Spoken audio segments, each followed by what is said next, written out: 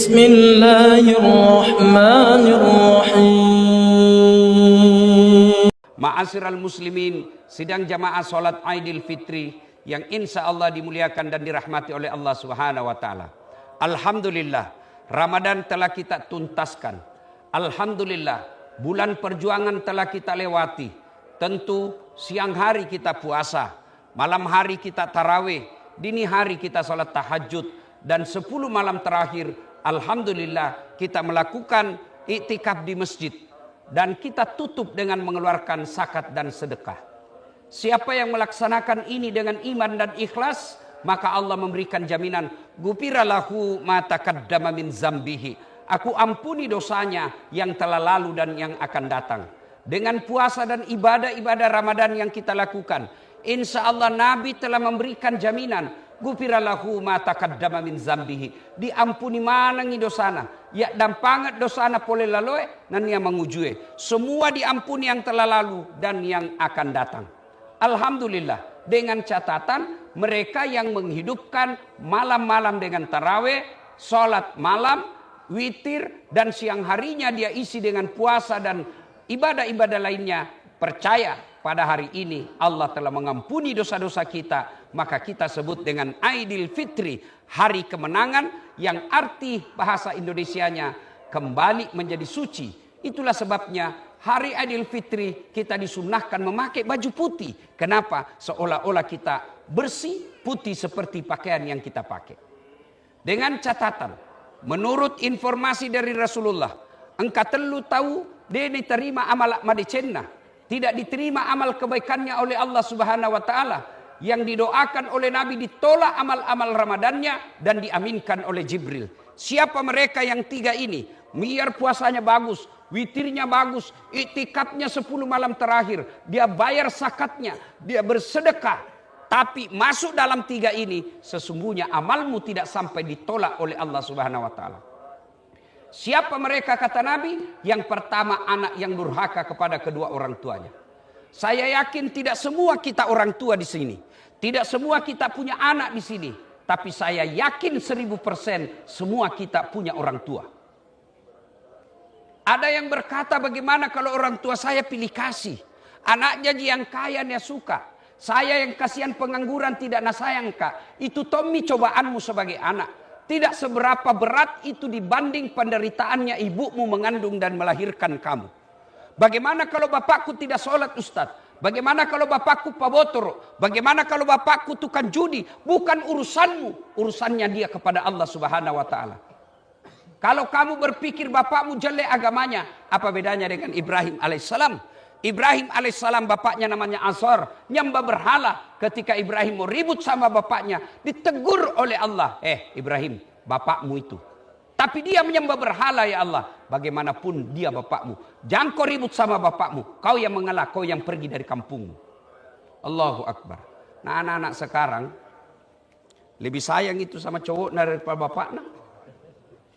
Lihat nanti kalau pulang, bukan itu orang tua anak cari. Cowok langsung telepon. Baru itu cowok pakai kepala talan je. Itu mina sayang.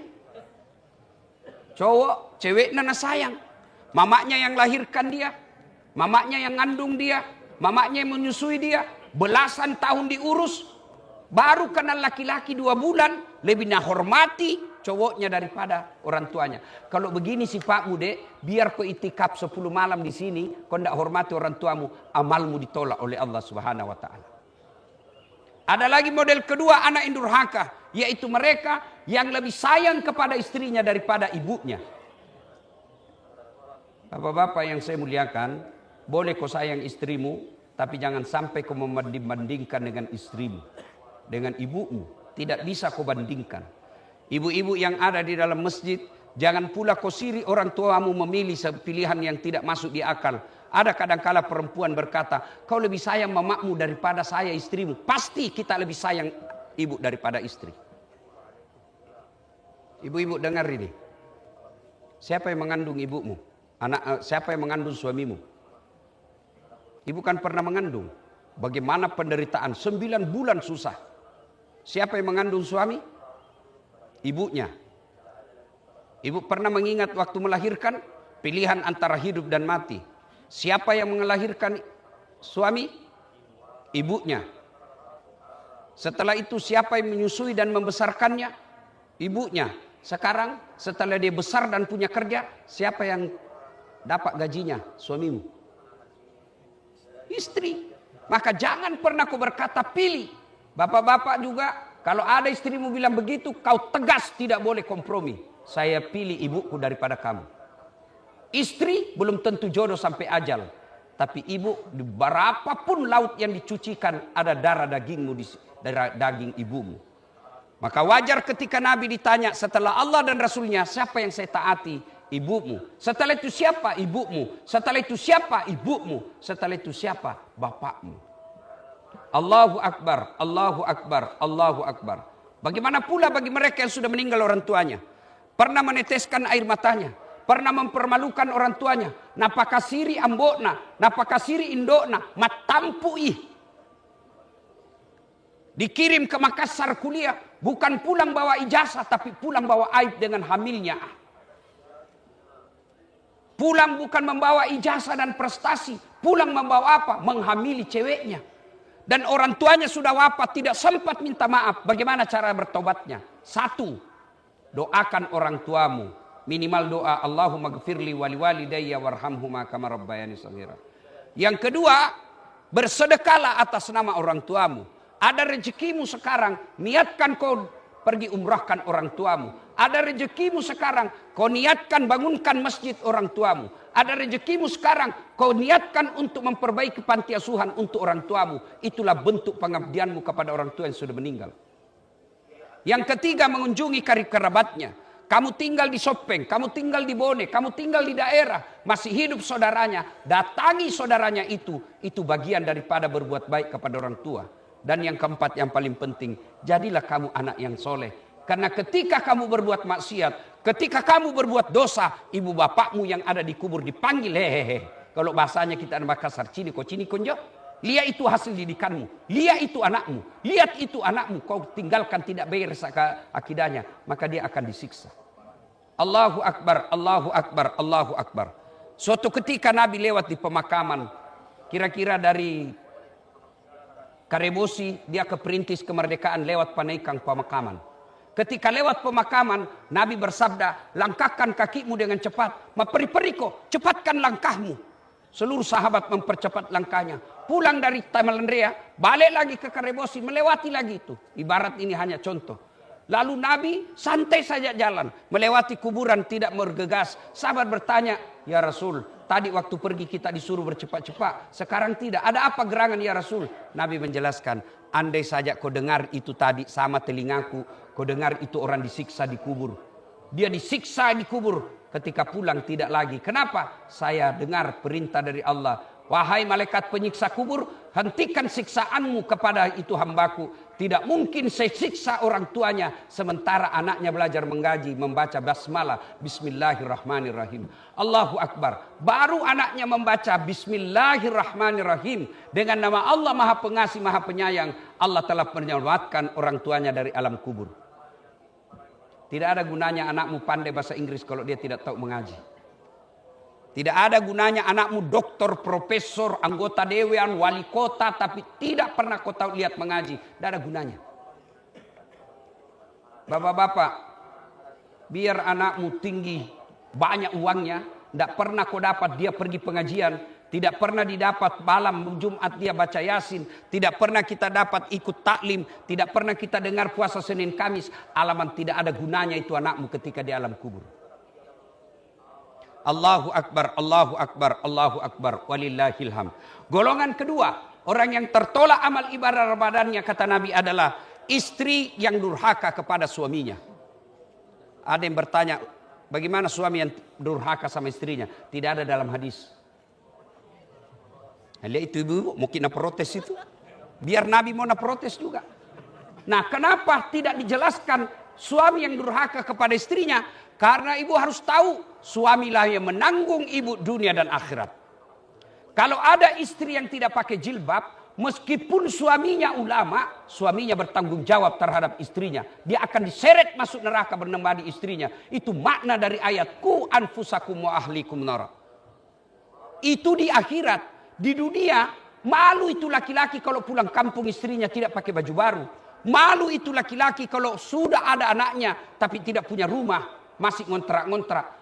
Suami menanggung istri dunia akhirat. Berapa banyak kasihan suami. Rela menaik Grab, rela menjadi tukang Grab, rela menjadi tukang ojek, kehujanan, kepanasan, ditipu sama penumpang. Tidak pernah dia telepon istrinya tentang suka dukanya. Kenapa? Karena dia sayang istrinya, tidak mau kalau istrinya dia tahu penderitaannya. Dia akan berkata-kata, biar misai sepot, biar misai susah, biar misai menderita. Yang penting istriku tidak tahu penderitaanku. Tapi beda coba itu perempuan. Baru itu susah air, mati telpomi, mana ko, mati saya ngair. Coba. Busuk ikan, ganti ko cepat. Beda laki-laki. Maka itulah sebabnya perempuan meskipun ibadahnya bagus, tertolak amal ibadah Ramadannya. Bahkan Nabi katakan, andai saja boleh manusia sujud kepada sesamanya manusia, maka perempuan sewajibkan sujud di depan suaminya. Bagaimana kalau suamiku tidak sholat? Bukan urusanmu. Kenapa? Seorang perempuan tidak menanggung dosanya laki-laki, sementara laki-laki menanggung dosanya perempuan. Allahu Akbar, Allahu Akbar. Ibu-ibu, kalau ada pernah menyakiti hati suami, pulang nanti jangko gengsi. Cium tangannya, minta maaf. Tapi ketika kau mau datangi itu suamimu, nah tahan kau setan. Jangko. Dia juga pernah salah. Jangko. Dia juga pernah salah. Itu setan. Kalau ada bisikan dalam hatimu, jangko. Ucapkan na'udzubillahi min zalik. A'udzubillahi minasyaitonir rajim. Ucapkan itu. Aku berlindung kepada Allah dari godaan setan. Allahu Akbar, Allahu Akbar, Allahu Akbar.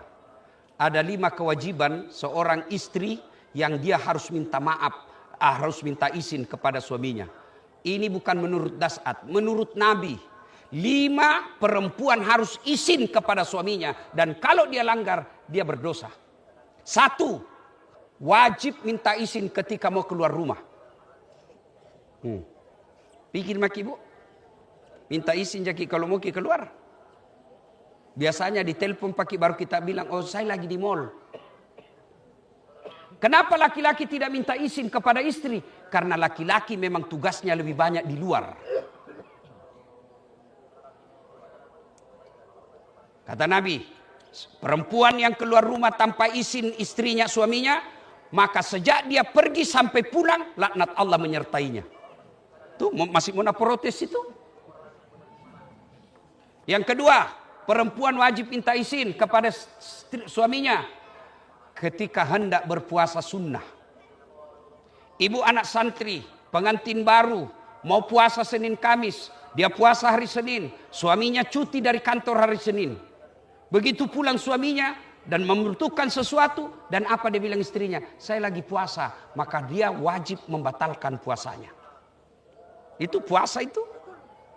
Yang ketiga, seorang istri wajib meminta izin kepada suaminya memasukkan orang lain ke rumahnya. Meskipun sepupu tidak boleh dia masuk tanpa izin suaminya. Datang keluarga dari Pindrang. Daeng, ada ini sepupumu dari Pindrang. Bagaimana? Dikasih masuk atau tidak? Kalau Nabi bilang suamimu, suruh tunggu di teras, jangan kau kasih masuk. Haram hukumnya dikasih masuk. Yang keempat, seorang istri wajib meminta izin membelanjakan harta suaminya. Ini bukan minta izin, nah curi. Nambil di dompet nah. Kau juga suami, jangan kau seke. Allahu Akbar, Allahu Akbar, Allahu Akbar, walillahil hamd. Yang ketiga, golongan orang yang tertolak amal ibadah Ramadannya adalah mereka yang tidak mau memaafkan sesamanya muslim. Suatu kali Nabi lagi duduk di masjid, menunggu waktu buka. Tiba-tiba Nabi bersabda, sebentar lagi akan muncul penghuni surga. Seluruh sahabat melihat, siapa ini? Membayangkan Umar, membayangkan Abu Bakar, membayangkan Utsman. Dia bayangkan sahabat-sahabat pilihan Nabi. Ternyata muncul orang tidak terkenal dan tidak populer di Madinah. Dia lusuh wajahnya, sandalnya pun dia pegang. Masuk ke dalam masjid, bajunya pun tidak populer. Penasaran, dilihat-lihati. Hari kedua Nabi pun bersabda, sebentar lagi akan muncul penghuni surga. Dia lihat, dia aja yang kemarin. Sampai hari ketiga, kemudian Abdullah ikuti orang itu. Setelah dia dapat, dia bermalam. Minta izin, saudara bisa enggak saya bermalam di rumahmu? Boleh bermalam, boleh ji. Bermalamlah Abdullah bin Umar. Malam hari Abdullah sholat tahajud, ini tuan rumah tidur ji. Pagi hari Abdullah sholat duha, ini orang duduk-duduk ji. Sore hari Abdullah mengaji, dia lihat-lihat ji. Hari kedua begitu sampai hari ketiga. Abdullah lalu berkesimpulan, lebih banyak amalku ini dari ini orang.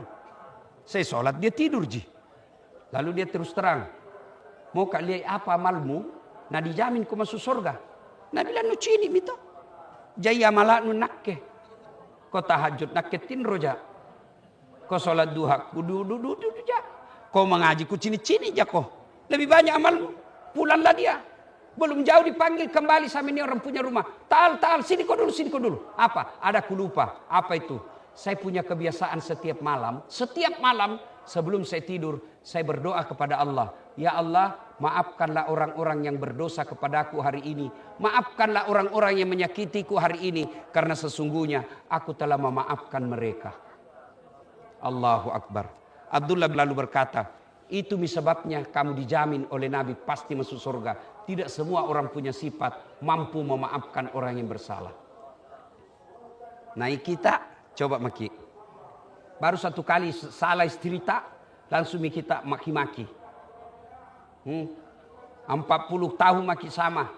Nah kasih maki anak 4. Baru gara-gara WhatsApp mantannya. Di WhatsApp lope. Nulupa itu 40 tahun. Nulupa itu 4 anakmu. Langsung kau pulang ke orang tuamu. Kalau bapak mau mulia, maafkan. Begitu juga ibu. Ada yang menangis-nangis curhat sama saya. Tidak kusangka Ustaz. 40 tahun mak sama-sama. Ternyata masih komunikasi sama mantannya. Mintakan diceraikan Ustaz. Saya bilang, ya boleh dicerai bu. Tapi pikir dulu baik-baik. Baru kutanya ibu berapa tahun maki sama suami tak? Nah bilang 40 tahun mi Ustaz. Ada rumah tak? Nah bilang ada Ustaz. Tapi dicicil alhamdulillah lunas mi Ustaz. Siapa yang bayarkan cicilan? Nah bilang suamiku Ustaz. Mulai itu ketawa. Ada mobil tak? Nah bilang ada. Aku bilang dicicil juga. Nah bilang lunas mi Ustaz. Siapa bayarkan? Nah bilang suamiku Ustaz. Nah, saya bilang bu, masa gara-gara WhatsApp jimantannya kita lupa 40 tahun, nak belikan ki rumah, nak belikan ki mobil. Setan itu, maafkan. Dosanya dia yang tanggung. Maka orang-orang yang bertetangga, pulang ki nanti ini, jangan ki pikir saya kakak, saya kaya, saya senior, saya bangsawan, saya pejabat. Gengsi saya minta maaf. Salah, itu bisikan setan. Datang minta maaf. Dia tidak maafkan saya Ustaz, minta maaf 2 kali. Dia tidak maafkan, minta maaf 3 kali. Kewajiban kita hanya 3 kali minta maaf. Sudah 3 kali minta maaf, bukan urusan tak. Ada gara pilkada. Pilwali Makassar. Sudah jadi wali kota mi. Pilpres. Prabowo. Baku cambuk sama Anies. Sama Ganjar. Coba. Sampai sekarang kamu baku musuh. Padahal Prabowo menjadi presiden nih. Wakilna Anies menjadi menteri nih. Kau apa nu dapat? Apa nu dapat? Ari sambungkan silaturahmi. Wa'tasimu bihablillahi jami'a wa la tafarraqu. Berpegang teguhlah engkau kepada tali persaudaraan agama Allah dan janganlah engkau bercerai-berai. Allahu Akbar, Allahu Akbar, Allahu Akbar, walillahil hamd. 3 inilah orang-orang yang tertolak ibadah Ramadannya. Anak yang durhaka kepada orang tuanya, istri yang durhaka kepada suaminya, dan orang yang memutuskan silaturahmi. Tialalo ki kana kucini tompi na kucini ki. Kucini tompi na kucini ki, nucini tongin tu. Eja pina doang, tenan eja bos mutung ko. Allahu Akbar, Allahu Akbar, Allahu Akbar, walillahil hamd. Nah sekarang kita sudah masuk anak yang baik. Tidak durhaka. Kepada suami, kepada istri baik. Kepada tetangga juga baik. Waspada. Amalmu ada, tapi makadasi Nabi tak. Pelihara amalmu karena ada sifat yang bisa menghancurkan puasamu. Yang bisa menghancurkan sedekahmu. Yang bisa menghancurkan solat-solat malammu. Sittatu asya'in tukhbitul amal, kata Nabi. Ada 6 sifat yang akan menghancurkan amal-amalmu. Di antaranya kata Nabi, yang akan merusak ibaratnya kertas kayu kering kena api, habis semuanya dibakar.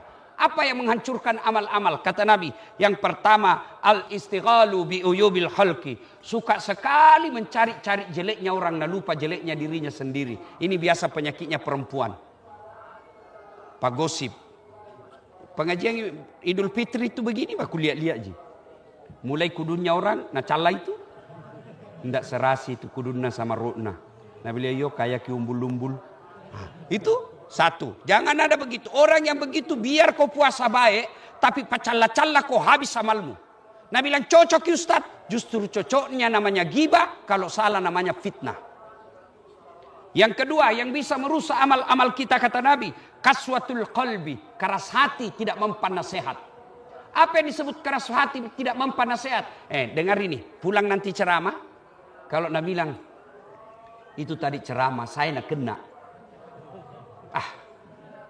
7 nak bahas sustas, nak kengaseng jo. Tapi alhamdulillah, mulai hari ini baik mak. Baik itu hatimu. Tapi sebaliknya, selesai kau ceramah dengar ceramah, malah kau tinggalkan, baru kau bilang, nak kemami terus nasindirin jo. Nak kepena cini. Jangan kau lagi dengar ceramah, jangan kau lagi pergi itu. Itulah yang disindir Allah dalam Al-Quran. Wa thawaun alaihim a'anzartahum am lam tunzirhum la yu'minun. Kau sampaikan ayat Allah, kau ceramai atau tidak sama saja mereka tidak akan beriman. Hati ini kalau keras tidak ada gunanya, bahkan bisa jadi lebih hina dari binatang. Coba lihat itu hati. Kata Nabi, dalam dirimu terdapat segumpal darah. Kalau darah itu baik, baik seluruh tubuhmu. Kalau darah itu rusak, rusak semua anggota tubuhmu. Dialah kalbu. Lihat maki, bawa ki mobil dari Makassar ke Bone, lewat Cambah. Yang berpikir sepanjang jalan otak. Yang melihat sepanjang jalan mata. Pegang setir tangan. Gas rem kaki. Berpikir otak. Tapi begitu ada tikungan apa tertulis? Hati-hati. Tidak ada tertulis otak-otak. Iya. Ini hati penting. Kalau pulang kau dengar ceramah, nukana ji, nak ketojeng. Kalau durhaka kau sama orang tuamu, selesai kau dengar ini, ndak gengsi kau datang kau minta maaf, berarti baik hatimu. Bapak-bapak, ibu-ibu sudah dengar ini, selama ini suka kasar sama suami, patotoai sama suami, begitu kau pulang lebaran, kau minta maaf sama suamimu, bagus hatimu. Tapi kalau kau bilang, deh aja, dia lagi pakai kepala talang, keras hati itu. Yang ketiga, yang akan menghancurkan amal kebaikan kita kata Nabi, qillatul haya tomakuras siri'e. Kurang rasa malu. Nah sekarang Pak, rasa malu kurangnya itu, coba lihat orang Pak, sudah nyata-nyata pernah di penjara masih mau macale. Dek sisa gagas sirina. Kalau dulu orang hamil diusir dari kampung, saleh kampungnya. Lebih baik kau hilang anakku daripada kau kasih malu Kak. Makanya itu orang Makassar ada namanya Abaji. Pergi kau ini kampung, kutikam kau kalau sama anak sama pacarmu kalau kau tinggal. Dulu itu Pak, dulu. Sekarang deh hamil 4 bulan pesta besar. Cepat melahirkan. Kenapa cepat sekali jadi cucutan? Nabi bilang lagi tren Ustaz. Mana lagi yang namanya kuras siri? Lihat itu ibu-ibu. Usianya sudah ada cucunya tapi penampilannya seperti ABG. Bapak-bapak sudah tua masih gayanya seperti anak milenial. Ya, itu kode gagas sirimu, kau lebih hina dari binatang. Itu paha ayam Bu, susah sekali dilihat. Apalagi ayam kampung. Pulang kampung dulu. Sampai di kampung nuliak mi pahana, belum pi. Kau kejar dulu itu ayam. Sudah kau kejar, kau lihat pahanya? Belum. Dipotong dulu. Sudah dipotong, kau lihat pahanya? Belum. Direbus dulu, air panas. Sudah direbus, kau lihat pahanya? Belum. Dicabut dulu. Baru bisa kau lihat pahanya. Pulang kampung kau dulu. Kau beli 70.000. Kau kejar 30 menit. Kau potong bismillah. Kau rebus 15 menit. Kau cabut, baru lihat pahanya. Pergi kau di mall. 10 menit kau saja berdiri. 15 pasang paha lewat. Gratis, tenan bayar. Nu lihat itu penjual ayam. Ayam-ayam goreng. Lihat nih, bisa kau pegang. Ayam goreng, misalnya Kentucky. Bisa kau pegang. Dibayar dulu baru bisa kau pegang. Pegang mako, enggak dibayar, nak bilang korang gila. Tapi itu cewek, gratis dipegang. Itu semua yang disebut kurang rasa malu. Kalau begitu akhlakmu, habis amal-amal Ramadanmu. Yang keempat, yang akan menghancurkan amal ibadah kita, hubbud dunia, terlewat na cinta, terlalu cinta dunia. Cinta dunia boleh, tapi yang dimaksud terlalu cinta dunia, bakhil, seke, pelit. Sudah sewajarnya dia bersedekah tidak mau, terlalu cinta dunia. Mana lagi disebut terlalu cinta dunia? Takut dibilang tua. Begitu kelihatan ubannya stres. Kenapa? Nah, memang harus tua. Begitu mulai kelihatan keriput mukanya, stres. Ih, kelihatan gak tua. Ih, memang sudah 60 umurmu. Justru jelek dilihat kalau umurmu 60, mukamu seperti TK. Itu Allah sudah atur. Orang yang terlalu cinta dunia, yang ketiga adalah menganggap enteng ibadah. Sudah azan masih pergi tidur. Itu termasuk cinta dunia. Yang keempat cinta dunia, mencari harta menghalalkan segala cara. Yang tidak bisa dihentikan. Zalim itu ada 3. Zalim kepada Allah, melalaikan ibadah. Zalim kepada sesama manusia, mengambil hak-haknya. Zalim kepada diri sendiri, yaitu waktunya mi tidur begadang tongi. Waktunya mi istirahat, tidak mau istirahat, itu zalim kepada diri sendiri. Dan yang keenam, yang akan menghancurkan amal ibadah kita, kata Nabi, tulul amal, tomakutue, malas. Adik-adik sudah sarjana masih mau diongkosi sama orang tuanya. Itu termasuk menghancurkan amal. Sudah sekolah tinggi-tinggi tapi masih mau dibiayai orang tuamu. Itu disebut kata Nabi, tulul amal, panjang angan-angan, malas. Allahu Akbar, Allahu Akbar, Allahu Akbar, walillahilham. Sidang jamaah yang saya muliakan, semoga Allah Subhanahu wa Ta'ala menerima amal-amal ibadah Ramadan kita, kemudian menghindarkan kita dari sifat-sifat tercelah dan mengampuni dosa-dosa kita yang telah lalu. Dan setelah Aidil Fitri ini, betul-betul kita kembali menjadi Aidil Fitri, hari di mana kita suci seperti bayi yang baru dilahirkan. Semoga ada manfaat. Lebih dan kurangnya mohon dimaafkan. Barakallahu li wa lakum wa izazil mu'minin. Innahu huwal ghafurur rahim.